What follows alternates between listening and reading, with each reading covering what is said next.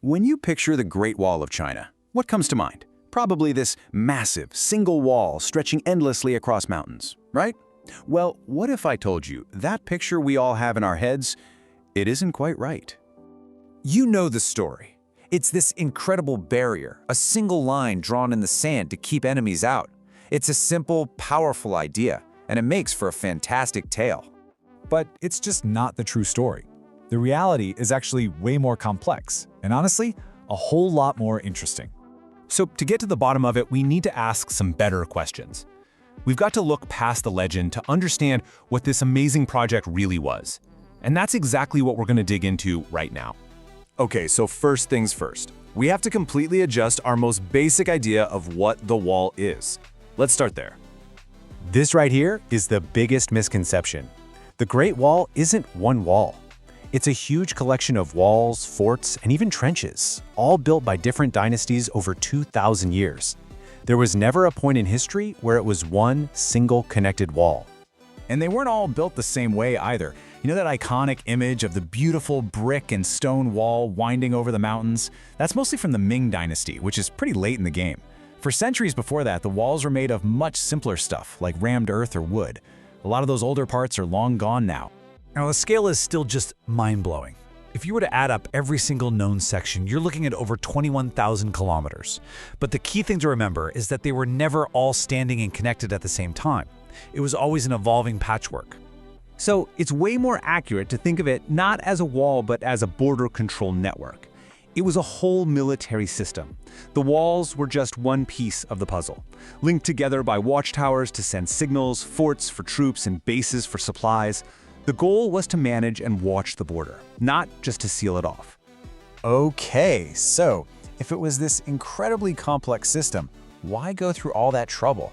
What was the real strategic thinking behind this massive, multi-generational project? Well, the why actually changed over time, just like the building materials. It all started way back when different states were just building their own little defenses.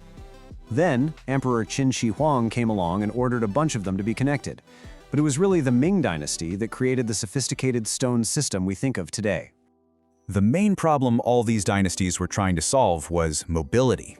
The nomadic groups from the north, like the Mongols, were masters of fighting on horseback. They could strike with incredible speed and then just vanish into the plains before a big army could even respond. The wall wasn't really meant to stop them completely, but to slow them down. Which, of course, brings us to the ultimate question. After all that work, over all those centuries, did it actually work? Well, the answer is complicated. It's more of a story about political failure than physical failure. So let's look at the wall's report card. On a smaller, tactical level, it had some real successes. It definitely made it harder for small groups to just raid villages. It forced attackers towards specific, heavily guarded gates. And those signal towers, they were a great early warning system. But when it came to the big tests, it failed. It didn't stop the Mongol conquest, and it didn't stop the Manchu conquest later on. And this really gets to the heart of it. The problem wasn't the wall itself. The structure almost never crumbled in an attack. The entire system failed because of people. Because really, any wall, no matter how huge, is useless if the people defending it aren't committed. If soldiers leave their posts because they're not getting paid, if the leadership is weak, or if the defenses just fall into disrepair, a wall becomes nothing more than a long pile of rocks. In the end, invaders often just bribed a general to open a gate or simply went around it. So, if the wall wasn't the invincible shield of legend, what is its true legacy? Well, it's become something else entirely. A symbol, not a shield. And hey, while we're talking about myths, let's just bust one more famous one.